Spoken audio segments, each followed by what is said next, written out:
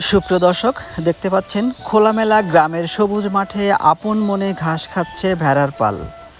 আর তার মাঝেই দাঁড়িয়ে আছেন প্রবাসী নজরুল ভাই, যিনি দীর্ঘ প্রবাস জীবনের অধ্যায় শেষ করে দেশের মাটিতেই খুঁজে নিয়েছেন নতুন সম্ভাবনা। গড়ে তুলেছেন ভেড়ার খামার। পরিশ্রম, অভিজ্ঞতা আর স্বপ্নকে সঙ্গে করে তিনি এগিয়ে যাচ্ছেন একজন সফল উদ্যোক্তার পথে। আজকের ভিডিওতে জানবো প্রবাস ফেরত নজরুল ভাইয়ের ভেড়ার খামার গড়ে তোলার সেই অনুপ্রেরণামূলক গল্প। ভাই আসসালামু আলাইকুম। ওয়ালাইকুম আসসালাম রহমতুল্লাহ বারাকাতু। ভাই আপনার নাম এবং ঠিকানাটা সংক্ষেপে বলবেন একটু। ভাই আমার নাম নজরুল, পাবনা ডিস্ট্রিক্ট সাঁথিয়া থানা, জি, জি। ইউনিয়ন মামুদপুর গ্রাম। আচ্ছা আচ্ছা। এটা আমার ঠিকানা। তো ভাই প্রবাস জীবন শেষে ভেড়ার খামার করার চিন্তাটা কিভাবে আসলো? ভাই বিদেশে ছিলাম, সৌদি আরবে ছিলাম, অনেক বছর ছিলাম সৌদি আরবে। চিন্তা ভাবনা করে দেখলাম বিদেশ থাকা অবস্থায় যে দেশে আমি কি করব। চিন্তা করে দেখলাম বাংলাদেশে কোনো ব্যবসা নাই। এখন এটা খামার করছি, অনেক ইউটিউবে দেখছি, অনেক খোঁজ খবর নিয়ে দেখলাম যেটা আমার সামনের ব্যবসা। জি জি জি। এই জন্য ভাই গাঁওলে খামার করলাম। আলহামদুলিল্লাহ ভালো, আলহামদুলিল্লাহ নিজের প্রতিষ্ঠান, নিজের কর্ম নিজে করতেছি, অবশ্যই। নিজেকে অনেক ভালো লাগে।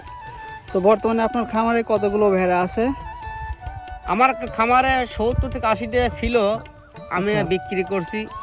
পাঁটা, যেগুলি পাঁটা হয় খাসি, এগুলি বিক্রি করে দিই। আর সব মহিলা বা পাঁটি এগুলি বিক্রি করে দিই। আচ্ছা আচ্ছা। শুরুতে কয়টি ভেড়া বা ভেড়া নিয়ে প্রথমে শুরু আমি করছিলেন? অল্পতে শুরু করছিলাম, পরীক্ষামূলক 10টাতে শুরু করছিলাম। 10টাতে শুরু করছিলেন? হ্যাঁ, 10টাতে শুরু করে এটা আমি দেখলাম কি সিস্টেম। ও, তারপর আস্তে আস্তে বাড়াইছি। এখন আল্লাহ দিলে আর বাড়াবো না, এখন আলহামদুলিল্লাহ এই যথেষ্ট। এখন 60 থেকে 70টা জিনিস আছে আমার।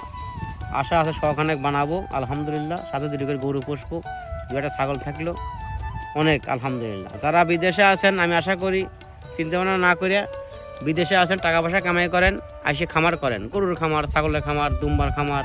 হুম। আমি দেখেন গাওলে খামার করেছি, এটা তো লস নাই। পরিশ্রম করেন, আল্লাহ অবশ্যই দেবি, পয়সা দেবি, টেনশন নেই। তো আপনার এই ভেড়ার খামার দেখাশোনা, ভেড়া মাঠে রাখা, এগুলো কি সব নিজেই করেন না? হ্যাঁ, এর আগে রাখাল ছিল, সে রাখালে আমি বললাম দেখ ভাই, আমি চলে এসেছি, আমি পরিশ্রম করবো একটা বছর। হ্যাঁ হ্যাঁ। আমি খুব পরিশ্রম করবো এক বছর বাদে আমি আবার পরে লোক লাগবো। 100 যখন হওয়া যাবি তখন আর লোক লাগবে।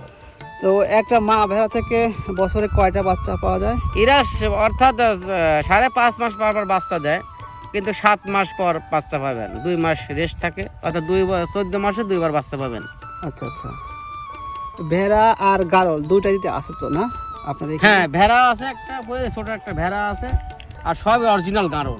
গারল করস আছে আর অরিজিনাল গারল আছে। ভেড়া আর গারল প্রায় তো মানে একরকমই দেখা যায়, কিভাবে বোঝা যায় যে এটা গারল আর ভেড়া? ভেড়া ন্যাস ছোট আর গারলের ন্যাস লম্বা, আর ভেড়া ছোট হবি আর গারল অনেক বড় হবি, গায়ে মাংস লাগবে বেশি। এই হলো পার্থক্য। স্বাস্থ্য বেশি হবে। স্বাস্থ্য যেমন অস্ট্রেলিয়া একটা করস আইরিয়া আর দেশাল একটা গরু, হ্যাঁ হ্যাঁ। এরকম পার্থক্য। হ্যাঁ, এটা দ্রুত মাংস লাগে, বড় হয়, অরিজিনাল গারল। প্রবাসী নজরুল ভাইয়ের কর্মজীবন বিদেশের মাটিতে কাটলেও দেশের মাটিতে কিছু করার স্বপ্ন ছিল তার। আর সেই স্বপ্ন থেকেই শুরু করেন ভেড়া পালন। ছোট পরিসরে শুরু হলেও বর্তমানে তার খামারে রয়েছে ছোট বড় বিভিন্ন প্রজাতির ভেড়া। ভাই এটা গারল না? এটা গারল। আচ্ছা আচ্ছা। এটার ওজন কেমন হতে পারে ভাই? এখন এটা বাচ্চা তো হয়তো মনে করেন 15 কেজি 16 কেজি ওজন আছে।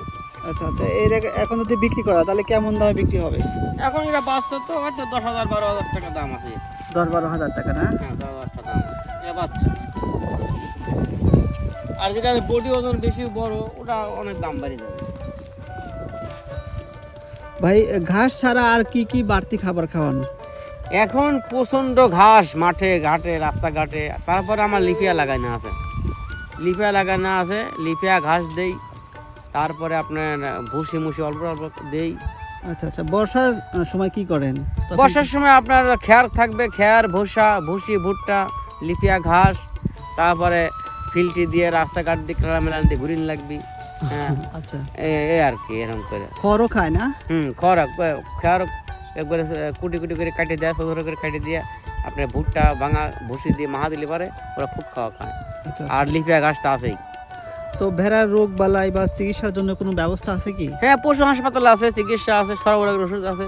এই মেন হলো কৃমি করতে হবে, তারপরে আপনার পিপিআই ভ্যাকসিন করতে হবে 6 মাস বাদে বাদে, কৃমির ডোজ করতে হবে 2 মাস বাদে বাদে।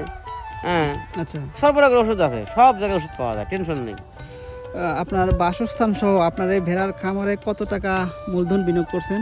আমার ভাই অনেক টাকা এই মানে ঘর দিয়ে, নেট দিয়ে, এই জিনিস দিয়ে প্রায় 10 লক্ষ টাকা আমাদের খরচ হয়েছে।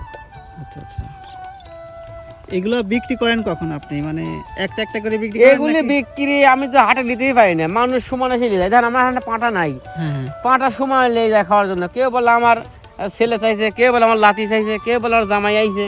আচ্ছা এ মনে এখন ব্যাস মানে জোর করে চলে যায়, আচ্ছা, বুঝছেন? বড় তাহলে তো বানাতে পারি না, হাটে নেওয়াই লাগে না? না, হাটে যাওয়া লাগে না। এই যে আমি কুরবানি ঈদে আমি 4-5টা বিক্রি করলাম, বেচবো না, জোর করে যায়। আচ্ছা, নিজের এলাকার লোকজন কোন কি বলবো, আচ্ছা। এরা পোষার জন্য নেয় নাকি আপনার খাওয়ার জন্য? এই তো খাবার খুব জন্য না? সুস্বাদ, মাংস খুব সুস্বাদু না? মাংস খুব সুস্বাদ। আচ্ছা, যারা আচ্ছা। খান না একদিন লি খাবেন, কিনিলি খাবেন, দেখবেন না। তো ভাই ভবিষ্যতে এই খামার আরো বড় করার কোনো পরিকল্পনা আছে কি? ভাই এই খামার আমি সৌদি আরবে এই বেড়ার খামারে ছিলাম, আমার মালিকের 100 ভেড়া ছিল। এই খামার আমি বানাবো, আরো দুমবালি আসবো, ডর পারলে আসবো, আর গারলটা আছেই। এর সাথে পারবে না তো? তাহলে তো আপনার অভিজ্ঞতা আছে। হ্যাঁ, আমার অভিজ্ঞতা আছে, আমি এর খবর জানি। 10 বিঘে সম্পত্তি আমার সাথে পারবে না, চ্যালেঞ্জ। আচ্ছা আচ্ছা। তো ভাই সর্বশেষে যারা প্রবাসে আছে এবং দেশে ফিরে কিছু করতে চাচ্ছে তাদের জন্য আপনার কি পরামর্শ থাকবে? প্রবাসী যারা আছে তারা আমার ভাই, আমার বন্ধু। আমি বিদেশে ছিলাম, তারা অনেক কষ্ট করে, তারা মন অনেক বড়, মনে খুব কষ্ট থাকে। যাই হোক, পয়সা কামাই করে দেশে আসেন। গরুর খামার, ছাগলের খামার, দুম্বার খামার, বাঁধাই ব্যবসা, অনেক ধরনের ব্যবসা আছে, কিন্তু পয়সা নষ্ট করবেন না। কোনো 10 টাকা দিয়েন না, নিজের মা খাওয়াবেন আলহামদুলিল্লাহ, কিন্তু কোনো 1 টাকা দিয়েন না। পয়সা কামাই করে দেশে আসেন, আলহামদুলিল্লাহ, টেনশন নাই, ব্যবসা আছে, বহুত ব্যবসা আছে। ঠিক আছে ভাই, ধন্যবাদ। আপনাকে অনেক ধন্যবাদ, ভালো থাকেন। পরিশ্রম, সাহস আর সঠিক পরিকল্পনা থাকলে নিজের দেশের মাটিতেও সফল হওয়া সম্ভব। তারই এক উজ্জ্বল উদাহরণ প্রবাসী নজরুল ভাইয়ের এই ভেড়ার খামার। এমন উদ্যোগ শুধু একজন মানুষের সফলতার গল্প নয়, বরং গ্রামীণ অর্থনীতিকে শক্তিশালী করার একটি অনুপ্রেরণামূলক উদাহরণ।